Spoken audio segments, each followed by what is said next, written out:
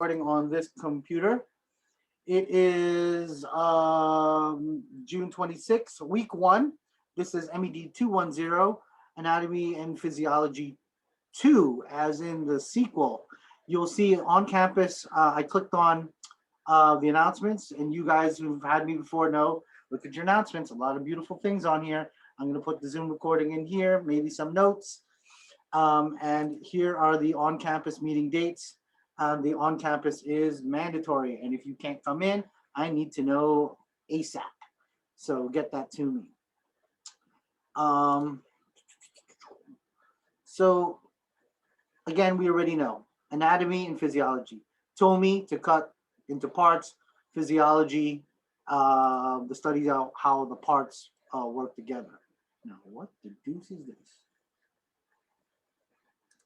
I clicked on the wrong thing. Where is my course syllabus? Your screen look a little blurry. I can barely see what you're sharing. Let's maximize it for, because I'm on my wife's computer because my daughter's computer broke and then they took mine. You know how your kids take yours? Let's see. It says screen. How's this? Maybe if I maximize it for this course. How's that? You guys can see that? Yeah. Is it better or worse?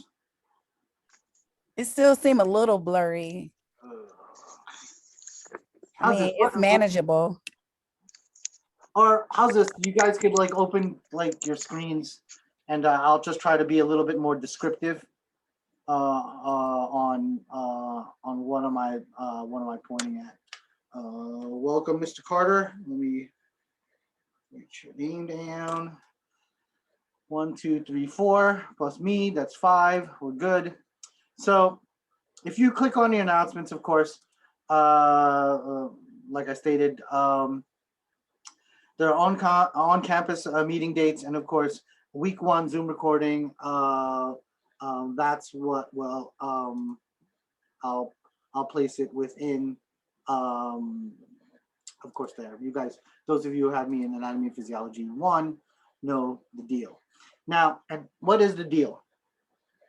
If you look at it, just like Anatomy and Physiology 1, there are 9 topics, or in 10 weeks, right? You see it like ends at week 9, and then you have like end of course survey week 10. So on week 5, you'll have a midterm exam, 50 items, multiple choice, and it will be an online exam where I'm going to put the exam on your announcements, and then you'll have like an hour and 15 minutes to take it and then email me the answers. And that'll be at week 5. And that'll be 10% of your grade. And then week 10, we're on campus, and you'll have a paper, final written examination, 50 items, multiple choice. Now, the midterm will be on topics 1, 2, 3, and 4. And the final will be on topics 5, 6, 7, 8, and 9. Now, what are the topics? And let's see if syllabus is cooperating with us. And the topics include, of course, human defense, protection. So we talk about immunology, and it's apropos to what's going on in the last year around the world. Movement and stability, that means muscles and bones. We'll be talking about central nervous system and how your nerves work, how your brain work, special senses, and also how your body communicates through hormones. Remember, you have 2 systems. Your hormonal system is kind of slow, but it has more lasting effects. And it's a chemical thing. And your, what do you call it? Your neurologic system is more of an electrical thing, and it's very, very fast, but it doesn't have lasting effects. And we're going to talk about that probably around week 7, week 8. And then last but not least, week 9, we'll be talking about human reproductive function, focusing on, of course, female. So that is the course in general, and every week is 10%. So every week you're going to have a task, a discussion, and a lesson, for the exception of week 5 and week 10. When you have put the task, discussion, and lesson all together, there for every week it's 10%. Now, typically for the tasks, this week it's easy. Just fill out the lab safety contract, and if you don't know where that lab safety contract is, if you go back to the main page, it is where is it? You go here in the course introduction. You know that box that's right underneath my name? It says click here for Dr. Garais welcome video. Did anyone look at the welcome video? Nobody?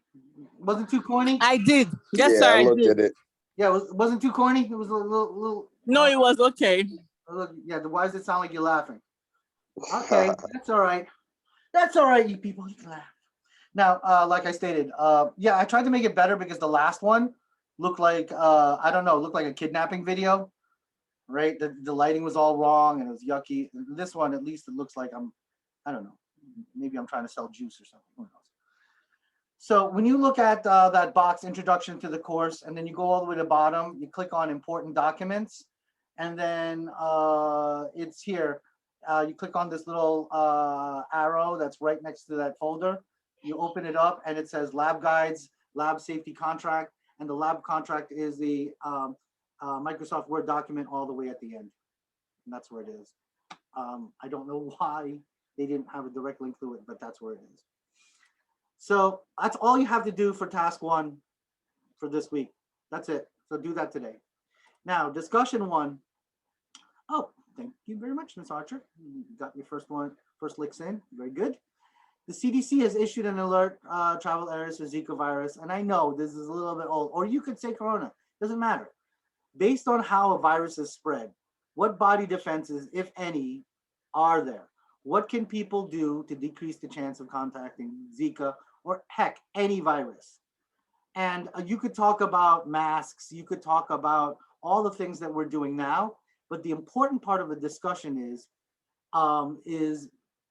do you have evidence, right?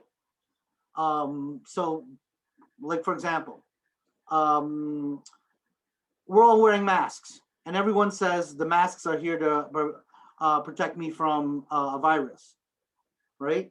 Did you find evidence recently from a vetted site, a .org, .edu, right? That states that, what do you call that? That states that the mask really, promotes prevention, that kind of thing. Mr. Carter, you raised your hand. Question. Let me see if it's in the chat. Yes, sir. Yeah. Oh, yeah. Yeah, Mrs. Cook. The screen is blurry. Sorry, I'm on an older HP PC. I'm not on my Mac, so. Yeah, sir. Real quick, my question was what do you do if it's not allowing you to add in the discussion when you click the add the discussion link? Add discussion topic. Yes. Oh yeah. Well, I don't know why we would do that. Hang out after the lecture, and then we'll share screens, so I could see your screen and we could see what's going on. Why it won't let you add a new discussion topic. Now, let's say something technical of that nature happened. What can you do? You can email me, right? It goes, yeah, I was thinking about emailing you or you doing it as a reply on somebody else's, and then but right now let's only focus on like the initial. Okay. Okay. So because especially for those of you who hadn't had me before, I want you to warm you up. But the majority of people on here had me for NB1. So you can also look at their discussions and on how they write it. Because quickly, when you do a discussion, make sure it has a distinct beginning, middle, and end, a distinct introduction, a distinct body, and a conclusion. So in an introduction, what can you talk about? You can talk about viruses. How do they spread? And your opinion of this question here, right? And then in the body, and then do your definitions. What kind of viruses are you talking about? And then start talking about, okay, what is the evidence of how my body defenses deal with the virus. And what are we doing now with all the protocols like distancing and all that? It goes, is there any evidence that that really works? Is there any evidence that the vaccine works? Okay, things like that, because we have to get away from opinion.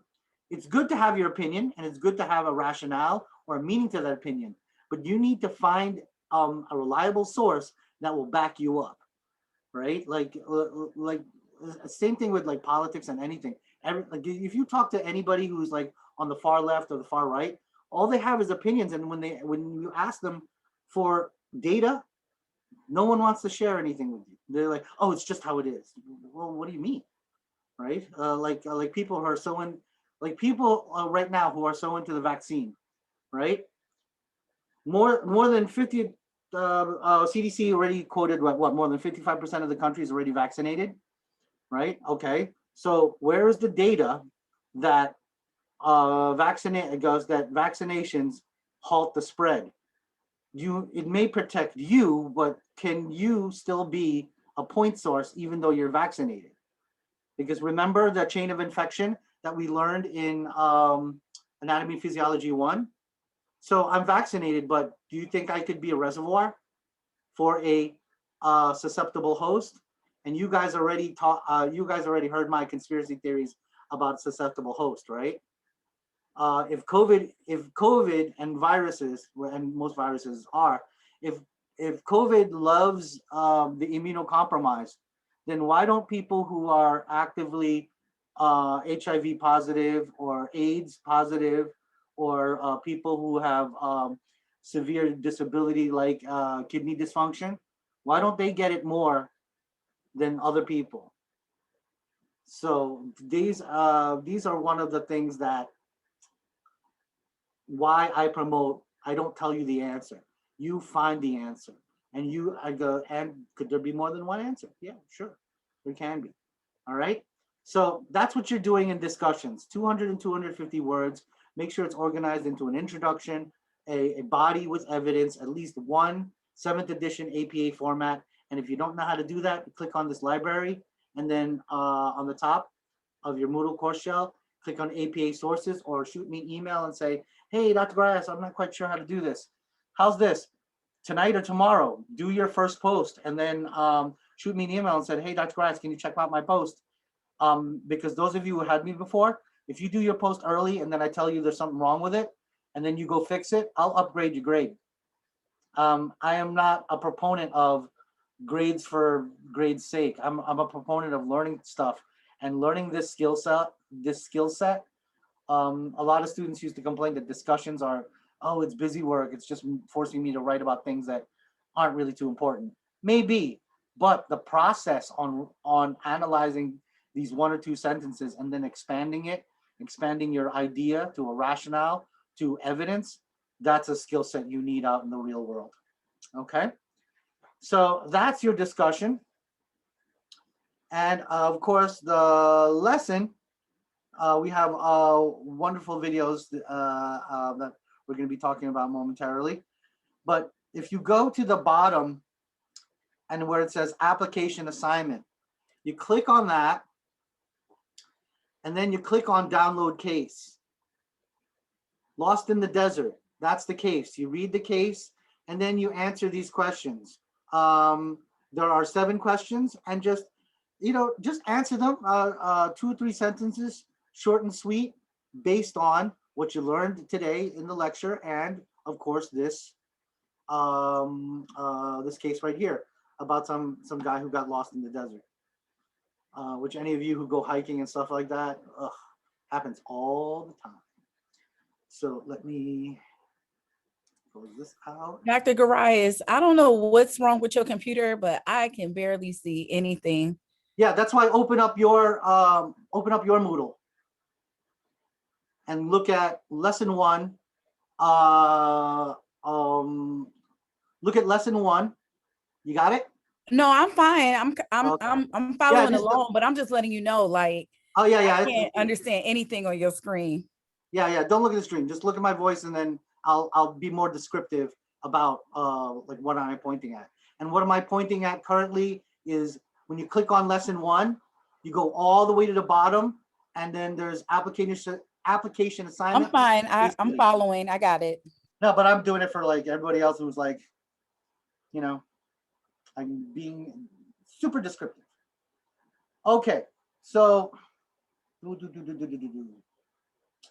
what? So to be clear, what's due by next week, next Wednesday, 6 p.m.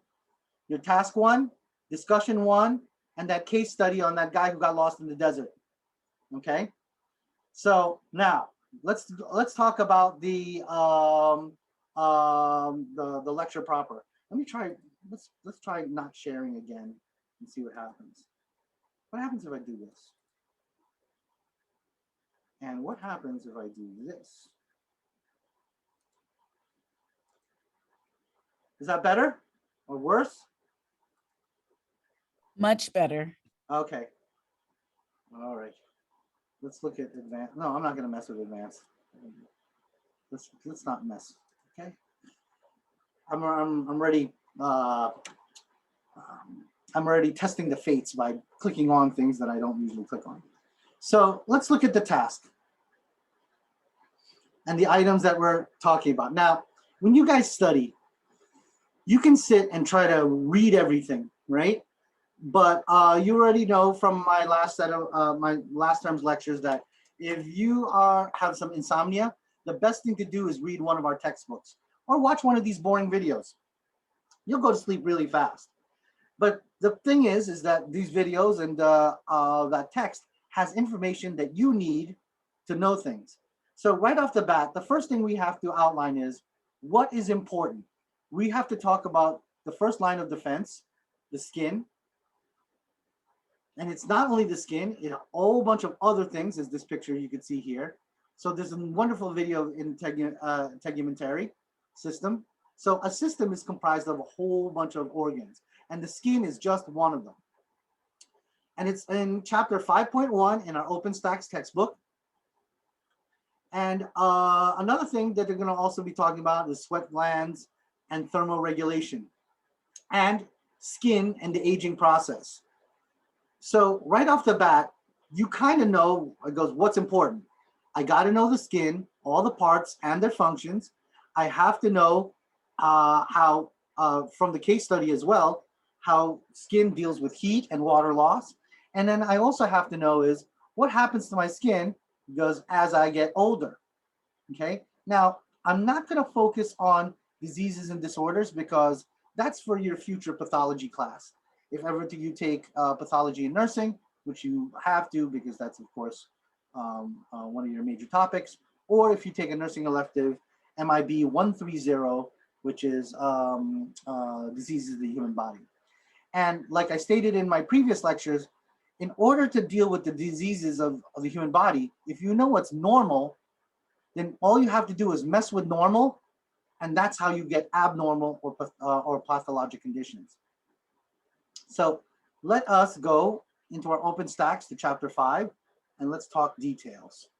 So we're back to the first page of the Moodle course shell, and then you click down underneath the globe in the paper where it says course textbook, Anatomy and Physiology by OpenStax. I'm clicking on that. Exiting out of this, don't care for that. On the left where it says get the book, click on table of contents, and then on the left side is the table of contents, and you just scroll down all the way to chapter 5, and then click on the word introduction, and it should take you to the first page. Now, like I stated earlier, if you want to stop taking Ambien or what other sleep aids do we do? You could also take cough syrup to sleep, Tylenol PM, or you could read this textbook word for word, right? Which is cheaper. Just read this textbook word for word, and you will fall dead asleep. So do not use your textbook in this manner. Use your textbook as what? A guide. And as and in the guide, one of the major things is to always look at the preface or the chapter objectives. So its role in homeostasis, and everything in your body deals with homeostasis. We already learned from the last set of chapters in Anatomy and Physiology 1 that your body needs to be where? In the middle. Homeo means the same. Stasis means to stand. So you want to stand in one place. So remember that picture that we had that looked like this? It looked like a seesaw.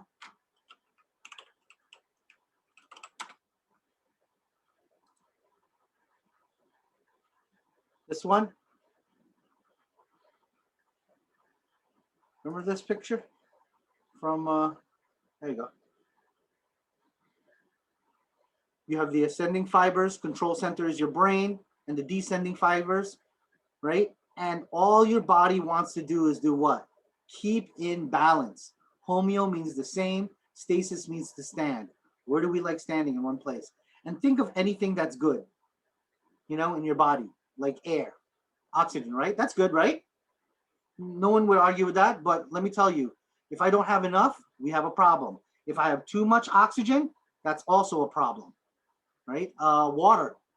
If I don't have enough water, I'm dehydrated. If I have too much water is just as bad as not enough water.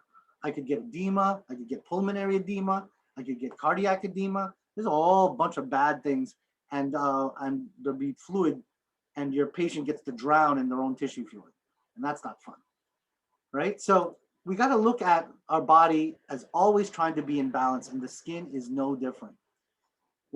Each layer has a function, and there are layers, and it makes sense, right? In order to make something tougher, right, you make layers, and each layer has a function, and there are changes during the aging process. Now look at that. Didn't we see the layers of the skin more than once already? Didn't we see them talking about aging, right? More than once already? So what does that scream for the exam? I need to know the layers, and I need to know how my skin is when it's young versus when it's old. So let's look at this. Now, since this is an anatomy course, can I easily take this, erase all of this, and go A, B, C, D, E, F, G? Yep, I could, right? Those of you who had me for A and P1, isn't that what I did? And then that could be the anatomy portion. And the physiology portion is how this all works together. So let's look at the three basic layers. You got your epidermis, and use your medical terminology powers. Epi means what? What does epi mean? Anybody, call it out. Top. On top. So that's got to be the thing on top. And dermis is the main part. And hypodermis, also known as the subcutaneous tissue, that means what? Sub means what? Below. Below, bottom, right? So hypodermis is all the way in the bottom, dermis is in the middle and the majority part of this cross section, and the epidermis is on the top. Now, when you look at the epidermis, do you see these little yellow wires? Those are all nerves. Do you see a lot of nerves? Do you see any nerves here on the epidermal layer? Yes or no? No. Nope. How about any arteries and veins, right? You got a vein here and an artery. Remember the convention? They're not really colored blue or red. It's just that in the textbook, we have to color things blue and red so that we know that red is arterial and blue is venous. But there's nothing here in the epidermis. So was this the class I was talking about? Did I talk about last term that me and my sister used to play this game when we were like kids? Like when we were like 5 years old? Maybe you guys played this game too, but I highly doubt it because you guys are probably regular children. We used to take needles from my mom's sewing kit and we used to put it through our hand, but only on the what? Top layer. So if I put a needle through my top layer, should it hurt? What do you guys think? No, Yeah. because there's no nerves, right? But if it goes a little bit too deep, what happens? Ouchies, right? If it goes a little bit too deep, don't you think I'm going to get some blood here? Yep. So the epidermis is not too much, or it's almost devoid of what? Arteries and veins. Does not look like a good observation and also a very good question. But look at what the dermis has. It's got everything, doesn't it? It has hair follicle. And the hair also is covered with nerves. That's why if I pull this out, you're going to feel it. It's going to hurt. You also have this erector pili muscle.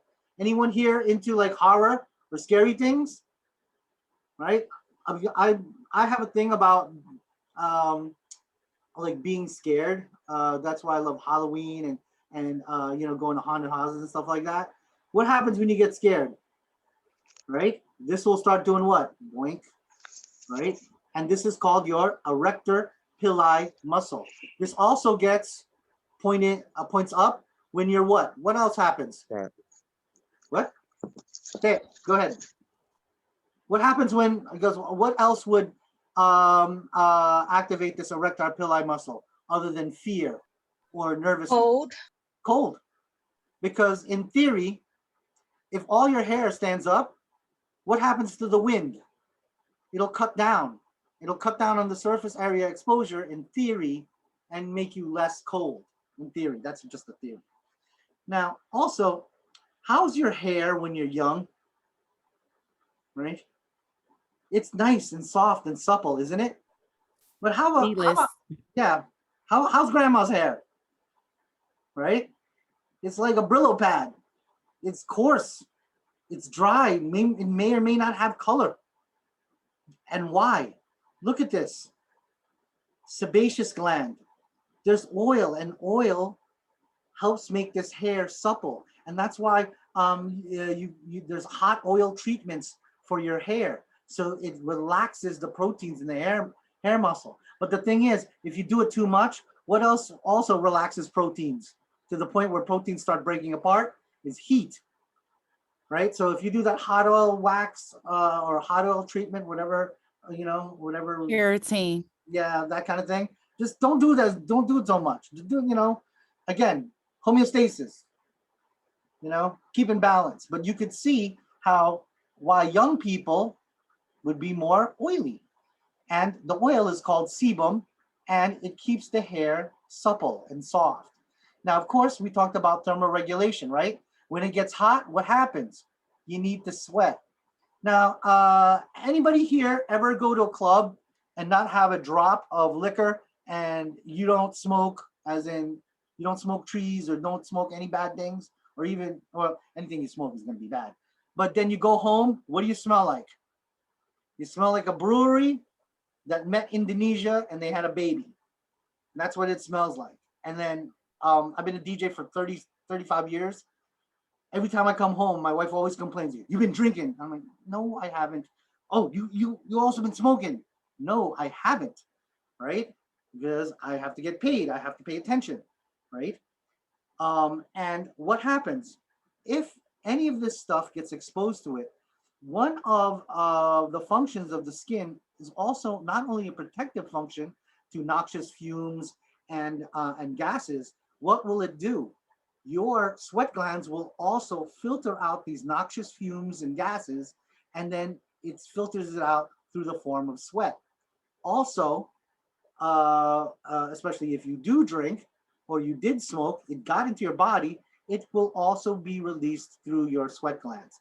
So there's two types of glands that we have at the level of our dermis. We have sebaceous glands that secrete sebum to make your hair nice and soft and supple. And we also have sweat glands in order to not only to filtrate noxious fumes and gases and substances, but also for thermoregulation.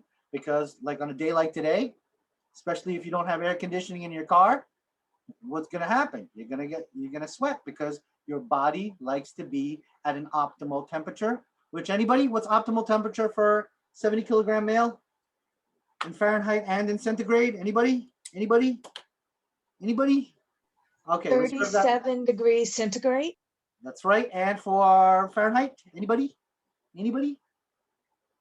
Well, 98.6 98. Fahrenheit. So reserve that for your med-surg classes. You're going to need that when you do vitals and such and such. So you can see here right off the bat, even with this very simple diagram, do you see how I can have anatomy questions and physiology questions? And I love pictures. So this is a good one. So you also have, again, this is a nerve. That's a nerve. But you got this thing here, right? And this is your Bassinian Corpuscle. And if you notice this corpuscle or this sensor is deep. And that's the function of your Bassinian corpuscle. It's for deep touch, okay? So if I'm just like, you know, stroking your hair, or maybe just, I'm just a little bit itchy and scratching up here, it's gonna activate a different kind of sensor. But if I start pressing down on my patient, then it's gonna activate this sensor, which is your Bassinian corpuscle, and it has to do with deep touch. And look where it is. It's almost at the level of the hypodermis, also known as the subcutaneous tissue. Now, all this stuff here, this is adipose. What's adipose? Fat. Fat. If you remember your first lecture in Anatomy and Physiology 1, what is the function of adipose tissue? Thermal regulation, keep you Okay, warm. that's one of them, but what was the main one? The one we learned in histology, the video on the first day. That's okay, I'll wait. Come on, anybody. What is the function of fat? Why? Because why whoever made us wanted us to have fat other than have more cushion? Is it to protect your organs? Yeah, that too. What else? What was the main reason in Anatomy and Physiology 1? When you look, how's this? I'll even show you this picture. Remember this picture?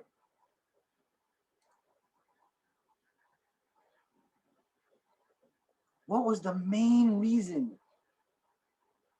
What's inside here?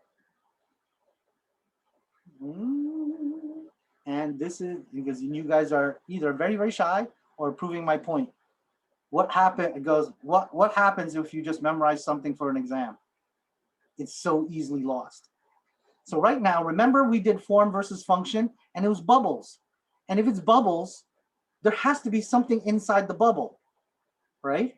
And in adipose tissue, what's inside the bubble is lipid, right? And when lipid gets broken down, it makes glucose. And what did we need the glucose for? Is it something for energy or something like that? Energy, because remember, oxygen plus glucose equals adenosine triphosphate. So if I'm not breathing or eating or have any backup storage, then what happens? I die, right? So You have backup. yep. So you have all this backup for, because many of you probably haven't eaten in a while. So how are you still living? Well, the adipose tissue are now breaking down, and it's here in this lower level. Now, what else do we need to know? But this picture, it took me a couple minutes to get through. It had chock full of anatomy and physiology. What are the odds this thing's going to come out on the midterm? Pretty darn good. I'm thinking about 90%. But 90%, maybe 92%, maybe around there. So start when you hear or watch my boring lecture, start asking yourself, what's he planning? What are we doing? Right? It goes, what's he gonna do to me in 4 weeks? And that's called preempting your professor and understanding and knowing like what's important. And we already now know that the skin and the layers are important. So whoever built us pretty smart with all these things. And look at where all the arteries and veins are. They're deep, they're relatively deep. So even when you get cut, it's hard for that infection to go down all these layers, which is pretty smart.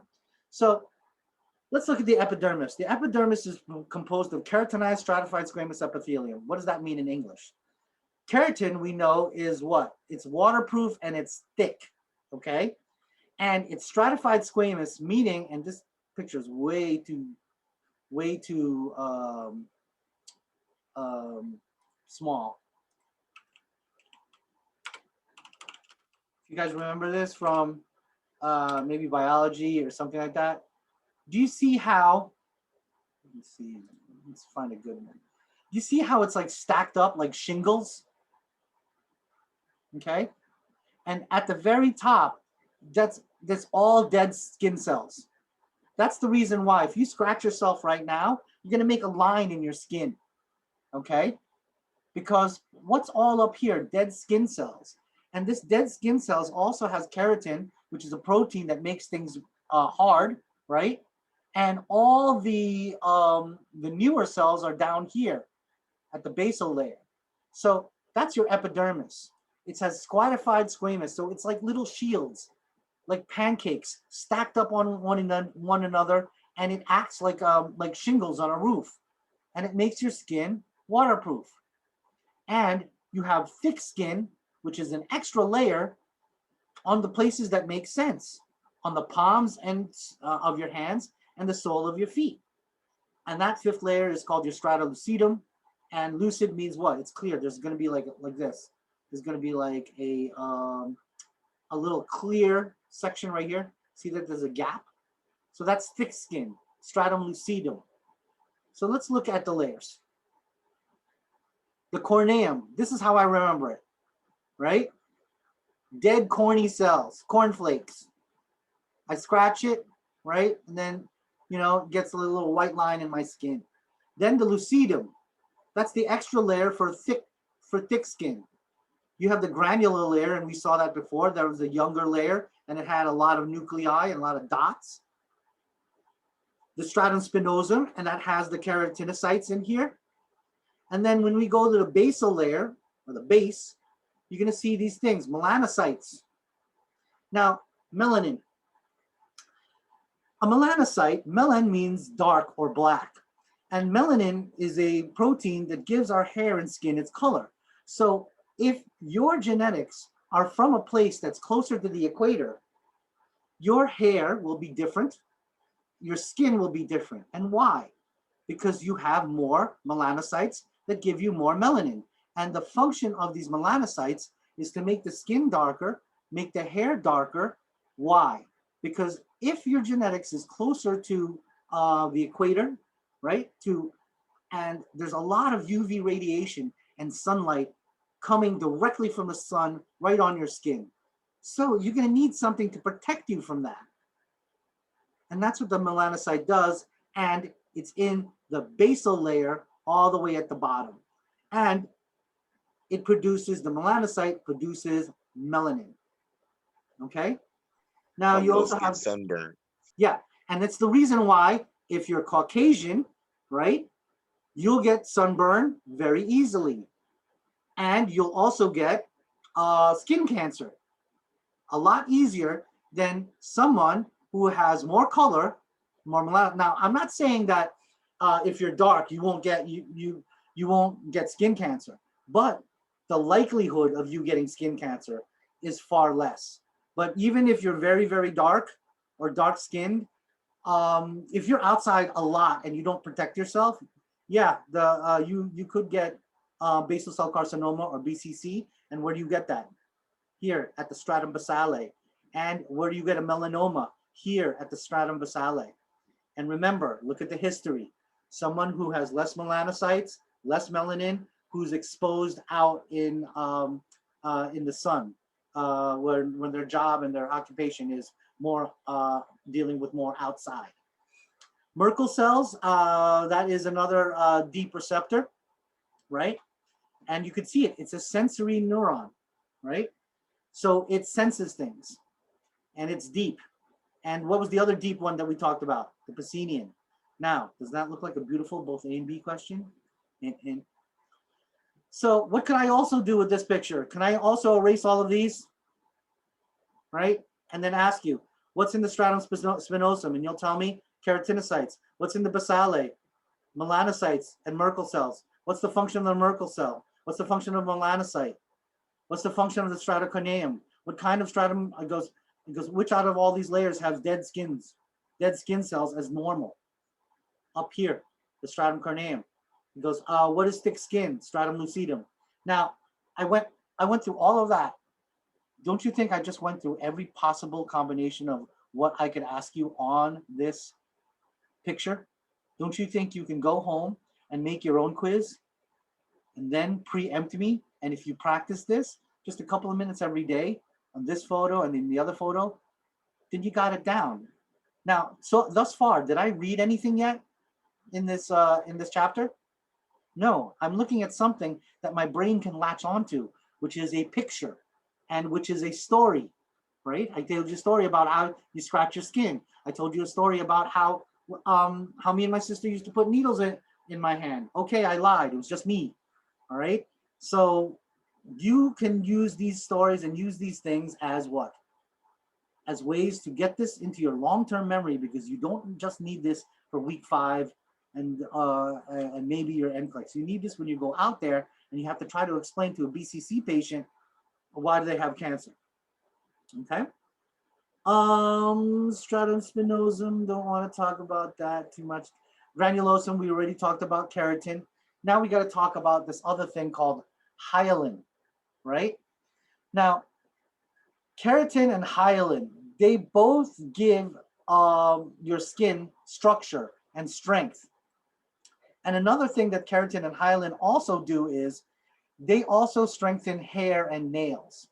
And again, ladies and gentlemen, if you're one of these people who keep on getting these products that are very, very expensive, you know how they say it's like pH balance for a woman, and that will give you selenium if you rub it in your hair.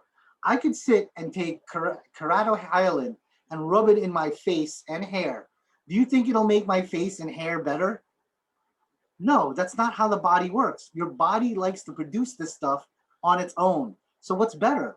Eating right, not exposing yourself to the sun too much, getting lots of sleep, just overall taking care of yourself, hydrating, getting a lot of water.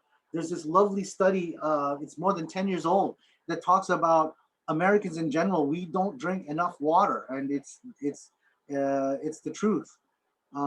Maybe not those bros in the gym, those people who carry the big jug of water around. Like, look at me, I lift, I got a lot of water, I'm massive. So these things, knowing that means all those expensive hair care products and all skincare products, they're not, because they won't help as much as what? Feeding and taking care of the machine that you're in charge of. And first and foremost, you are that machine. And second most, our patients is the machine that you are also in charge of. Stratum lucidum, we already talked about. Stratum corneum, we already talked about. Remember the corny layer, the cornflakes. And what do cornflakes look like? They look like scales. They look like dried, stratified squamous epithelia. Dermis. So dermis, we already know that was the main thing. It had blood and lymph vessels and all these other things, right? And what does it have in this dermal layer? Do you guys see these little finger-like projections sticking out? I want you to think of them like little fingers that reach out, like anchors, and it's anchoring the epidermis to the rest of the skin. And if you recall Anatomy and Physiology 1, remember how hard it was to rip the top part of the pig's skin, but underneath how easy it was to pry everything loose? And that's why whoever built this papillary layer to connect collagen, elastic fibers called elastin. And again, collagen is another protein that gives strength to your skin. Now, in review, how many proteins did we look at that gives you strength? Keratin, hyaline, and collagen. And remember, I could rub all that stuff on my skin 18 ways till Monday, but will it give me strength? No. How's this? I take care of my skin, I take care of my health, and I eat well. The collagen and the hyaline and the keratin will do just fine. Now, remember we talked about the Bassinian corpuscles? That was for deep touch. Well, on the tippy top of the papillary layer, which is the beginning part of the papillary layer of your dermis, they have Meissner corpuscles. And the Meissners are for light touch. Now, if you have something like Meissner's versus Bassinian, which is light versus deep touch, when you have two opposites, do you memorize both of them? I hope not. Memorize one like your life depended on it, and the other one is simply the other one. And the way I always remember it, I always remember that picture, Bassinian, and the Bassinian corpuscle was deep, so deep in my skin, deep in my dermis, so that has to be deep touch. And Meissner's is the other one, so that has to be light touch. Did anyone ever play that game? I'm not touching you. I'm not touching you. And you annoy your cousin or your brother or your sister? No? I'm the only one? Okay. I'm the only I did too. Yeah, we do that, right? You're barely touching them, but you can feel it, can you? Your Meissner corpuscles feel that light touch. Also, they kind of also detect, and it's called pressure sense. How many of you love the outdoors? Me, I'm a city kid, and I was raised by jungle people, which is my parents and my uncles. They grew up in the Philippines and the jungles of the Philippines, so they loved going camping. And they were these lunatics that went camping with just nothing but a backpack and like, you know, like a tarp that they got at Sears. Like when I was younger, my uncle would just look up at the sky, and maybe you guys could also sense it. You know, right before it rains, you feel that change in pressure, right? I went hunting for years. I can't stand hunting. It's so boring, and you know, I like hotel rooms and I like buffets. Hunting and roughing it is just not fun. But when you're out there in the woods, can you guys feel the weather, or is it just me? You know that feeling and that smell of ozone right before it rains or right before it snows? That's also part of Meissner's corpuscles. That's also the reason why, you know, if you're in a dark room, you can kind of tell that somebody else is in there. Same thing, right? And don't get me started on ghost stories. I'm being good. Okay. We talked about elastin fibers. Remember, elastic, because if you recall, when we dissected the skin, it was not only tough, it kind of rubbery. Now, the hypodermis or subcutaneous layer, the big thing was lipid storage. Fat is lipid. And remember, too much of a good thing becomes a bad thing. Okay? And your fat also deals with a lot of these hormones, testosterone, estrogen, and glucagons, and all that stuff. And it'll mess with a lot of things. And remember, too much of a good thing becomes a bad thing. And we don't really use body mass index anymore, but it can be, because BMI is very, very exaggerated, especially with the American physique. If I just did BMI on everybody on this call, 90% of you would be considered class 1 obese, and that's not the truth. But BMI is an outdated. We use other things, and especially if ever you guys had went to a gym or had some bariatric counseling, you know, when they do the calipers, you know, those little tongs with the little measurement on it, and they do it underneath your arm and then on your love handles. I don't know why they call them love handles, because I hate mine. And many of you probably hate yours as well. But those are too much fat and body type. If you have a body type like myself, which is more pear-like, it is a distinct risk factor for cardiovascular disease. Okay, so that's why we should really, really be concerned about lipid storage.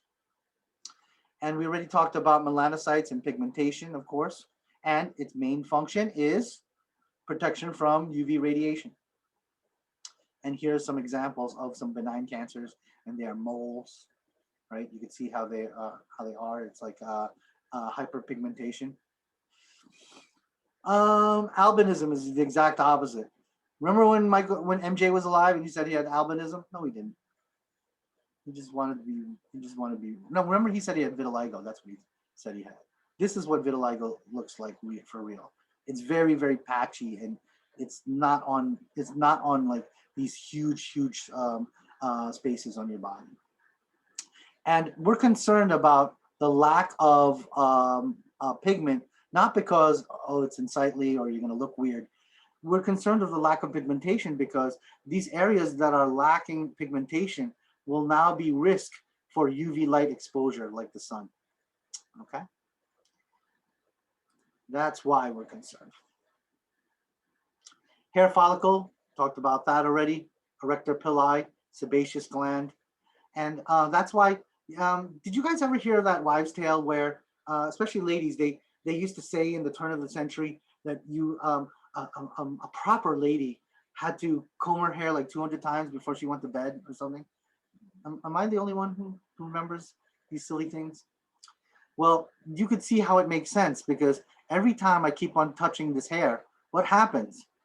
It keeps on moving. And if it keeps on moving, the sebaceous gland will do what? Secrete sebum, which is the oil, and it will make the hair more supple and more soft so it can deal with the abuse. Hair color, hair growth, nails. You can see here, nail bed, and this is a highly vascular. If ever any of you guys saw my left hand, my third digit right, and also my second and fourth, there was damage because many moons ago, this very, very big truck fell on my hand and it ruined the nail bed. So when it healed up, it didn't form this nail body very well. And also, so that you could see why the function of your nail, why it has to be hard. And it has to be hard and has keratin in it because it's going to protect your digits and the ends of your fingers. And you could also see here why. You see this free edge here? This person wouldn't be allowed in my ward because you see how this can be a point source for infection. You know, skin cells and dirt and whatnot can easily get underneath here. Sweat glands, we already talked about. Sebaceous, we already talked about. And we now know that what? There's so many protective functions. Not only the keratin and the hyaline and the elastin and the melanin, not only the layers, you also have nervous system that tells you what? Deep touch and light touch to help protect me from anything that may harm my skin. We also have a filtration process, just so if there's any noxious fumes, right, my skin can deal with it. And of course, thermoregulation, right? I shiver when I'm cold, right? And also another thing that you do when you're cold is circulation gets less within that localized area. But what happens when you start getting warmer? Circulation increases. And that's also yet one of the many reasons why we should all work out regularly, myself included, because you can see how it's going to promote sweat glands, it's going to promote greater circulation, and even in your skin. Okay. Now, what's another function of your skin? Now, one of the functions of your skin is it synthesizes or makes and creates vitamin D, but it has to be exposed to UV radiation. Remember, too much of a good thing becomes bad, right? But just enough. And nowadays, it's really interesting. My teenage children who are, before they started going back to school, my 13-year-old and 16-year-old were diagnosed with vitamin D deficiencies. And why? They're inside all day, every day. They don't get exposed to outside. So when I heard that, the doctor was like, oh, we can give them multivitamin or whatever. Why? How's this? If it's not raining, go outside. Bring your book, outside on the stoop. And especially in the morning, from the hours of 10 a.m. to 11 a.m., when the sun isn't really that high up in the sky, so that you'll have less UV radiation exposure, but just enough to have vitamin D production. And vitamin D, we know, is very important to the regulation of calcium. Okay, so you need it. And like I stated, we're not going to talk about disease. That is for the lovely, who teaches pathology and nursing? Oh, Dr. Bettina. She's awesome. You guys are going to love her. And she graduated Harvard, or was it Yale? Some freaking crazy, what do you call that? Really hard to get into program. I just remember when I first met her, crazy, crazy smart. So take advantage of her. Now let's check up on our task to see if we did what we were supposed to do. Did we talk about the skin as defense? Yep.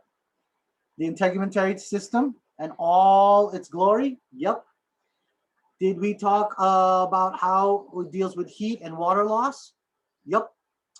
Did we talk about, and we haven't talked about skin and aging, so we're gonna hit up this, oh, it's in 5.4.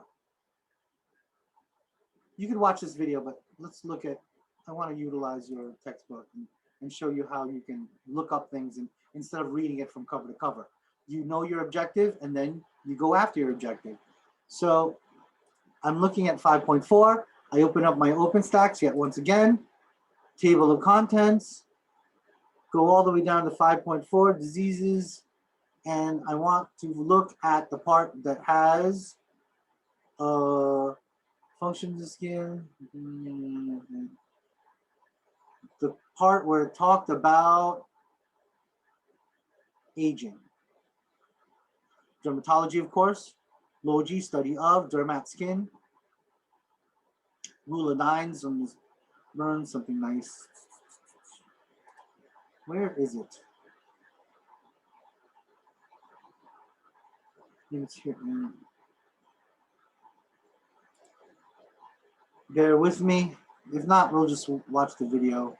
But I remember it was near the criminy. Okay, let's just watch the video. Accessory. It said 5.4, right? Maybe it just wants me to watch the video. It's just taunting me. This video will help you understand why your skin ages, what you can do to slow down the process, and how to reduce the signs of aging you may already have. One of the primary reasons we age so differently is due to genetic factors. Just as genes from our parents determine our hair and eye colour, they also determine how we age. Your genes control several natural processes that cause your skin to age. Let us take a closer look at some of these different factors. Your skin is constantly renewing itself by shedding the old and damaged outer cells of the epidermis and replacing them with newer cells. This process keeps our skin looking fresh and revitalized. The lower layer of skin, or dermis, contains collagen and elastin fibers that also provides the skin with structure, support, and elasticity. Beginning in your mid-20s, the skin cell renewal process slows down, and your skin becomes thinner and more prone to damage from external elements like the sun, harsh weather, and pollution, producing a dull, rough, or uneven texture to the skin. In addition, the collagen and elastin fibers within the dermis begin to break down and diminish, so fine lines and wrinkles appear and the skin starts to sag. Lastly, the lipids, or natural fat, that protect the skin's surface against water loss, break down in response to changing hormone levels. The skin's natural moisture barrier therefore becomes leaky and allows water to escape, which is why your skin may become drier with age. Environmental factors can accelerate the normal aging process. Okay, that particular statement, what do you think is a major complication with your older patient because regarding their skin? Just by that last statement. What do you think? Dry skin, breakdown of skin. It'll break down the skin, and if it breaks down the skin, you got cracks in the skin. What will I now have? Sores, I'll have wrinkles, I'll have sores, I'll have an open wound. And those of you CNA in the room, you know this very, very well. That's why we have to turn our patients regularly. Now, how about the other thing? It's stated that what? The hormone levels change and our skin is no longer efficient regarding the recycling of our fluids. So don't you think that dehydration is especially in these hotter months, don't you think it's a little bit more dangerous with our older patient than our younger patients? And don't you think that when I have an older patient that has diarrhea, I should pay attention? Like if I got diarrhea, let me wallow in my misery.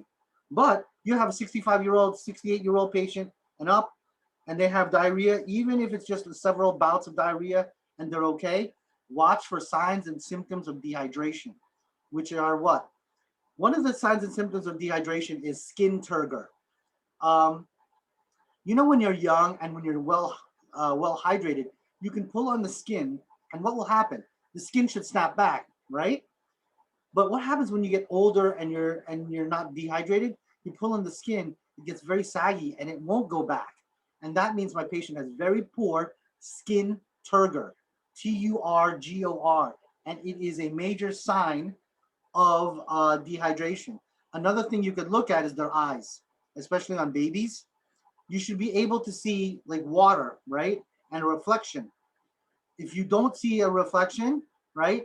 Another thing you could also check is you can look at their nares, the nose, and the mucosal lining in their mouth, because if it doesn't glisten, that's a problem. And of course, then you can order hematocrit, and then we're now getting ahead of myself because I really want to teach clinical stuff, but hey, that's for you guys. But you can now see how, if you know you're normal, if you know your anatomy and physiology on the basic level, all the stuff that you have to memorize for med-surg, pathology, pharmacology, and all the other logies, it makes way more sense. And if it makes way more sense, don't you think you can remember it more? I think so. Process. Repeated long-term sun exposure is the primary cause of premature aging. Ultraviolet light from the sun causes melanocytes to produce too much pigment or colour, which results in the formation of freckles and age spots. Damage from sunlight also accelerates the breakdown of collagen and elastin in the dermis. This is why people who spend a significant amount of time outdoors without proper protection usually experience deeper lines and wrinkles and greater skin laxity. Mechanical factors also contribute to skin aging and include gravity and repetitive muscle movements. This is why people who have very expressive faces tend to have more lines around their eyes, mouth, and on their forehead. If you have maintained a good skincare routine and avoided substantial sun exposure, your skin should look and feel beautiful in your 20s and your 30s. Using a daily moisturizer with sunscreen and continuing to exfoliate will help keep your skin looking radiant. Also, the other thing that the video mentions later is it's also genetics. Okay, there's a reason why some people like look crazy young and others. I had a friend of mine in high school. He looked like, we called him Narc because he looked like he was 35 and he would be like 16, and we thought he was like a cop, right? And he was like, "Hey guys, I want to hang out with you." Like, forget you, Narc. And I look at him now. He's the same age as me. We're in our early 50s. He looks like an 80-year-old man, and it's very disturbing to me, right? But again, it's genetics. That's his genetics, and that's his facial and skin structure. So it's also, you know, whatever you've been blessed with. But again, if you take good care of yourself, you hydrate, moisturize, keep out of the sun, right? And just take and also I can't stress it enough. Vitamins are nice supplements. You have to eat it. You have to take vitamins with food. Vitamins are called cofactors. Like, you can't just live on pills. But there's a lot of my patients in the past that just keep on taking pills. But oh, and also alcohol, it'll totally dry you up. So with that being said, we did the skin aging process. We did all that, and it is all of this stuff is your innate body defense. That means you were born with it. Okay, so it doesn't think too much. It doesn't think about what kind of pathogen is coming in. There's no brains in it at all. And then another thing about skin that we didn't discuss yet is that we already know from Anatomy and Physiology 1 is mucus. What's the function of mucus? Anyone remember? Mucus. What's the function of mucus? And if you were in my lab, I remember you said that the function of mucus was to trap trap any bacteria, bags of that's anything trying to get right. So yes, it's one of the several functions. So it traps anything. So foreign body, bacteria, virus, anything. So that's also part of your skin, which is the mucosal lining. And these are the mucosal lining and your skin and all of the things we were just talking about is part of your innate immune system. That means you were born with it. You don't think about it. And we're going to be talking about next week your developed immune system that your body has to think about it and has to go through a process. So let's also go through clotting. See, mucus, cilia, tears. Watch this video as well, because that is also part of your frontline innate immune system. And blood clots. I'm not going to go over it too much here. You can watch the video, but do know and understand that right now in your body, there's a whole bunch of vessels that are just opening up, because you're the most complicated machine in the world. And every once in a while, there's a little break in a blood vessel, and then blood tries to seep out. But because of clotting factors and platelets, which is one of the formed elements of your blood, the platelets get really sticky, right? And they're exaggerated here, but they're very, very small. Let me show you.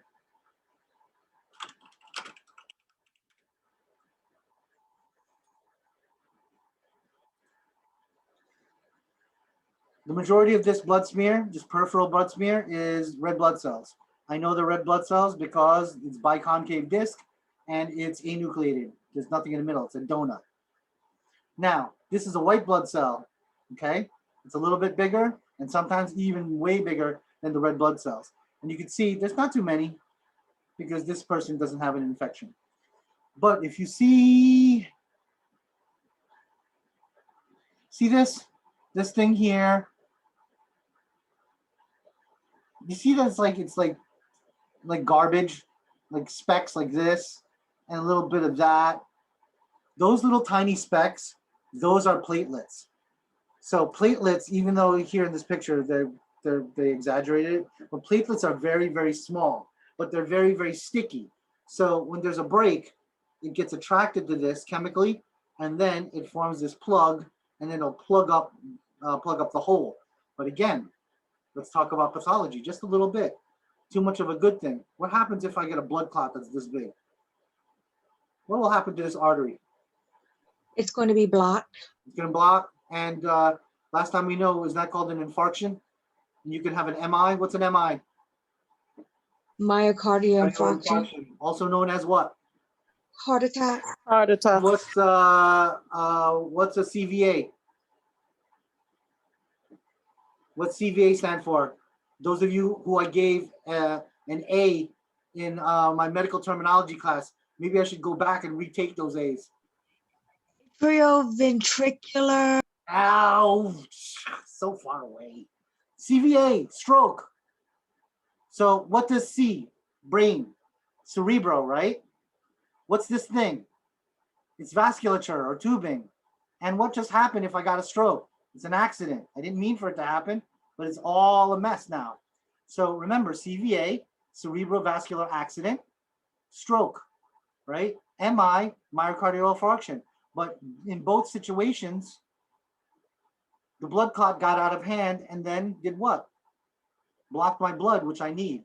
Now, those of you who work especially with our geriatric patients, what do we give our patients who have clotting problems?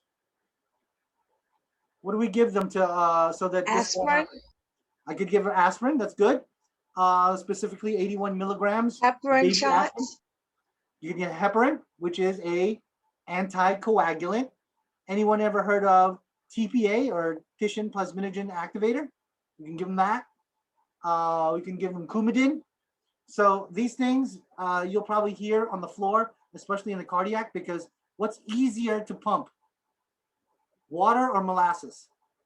Water. Water. And also the same thing for diabetics such as myself, right? How much harder is my heart working because I have molasses for blood instead of water?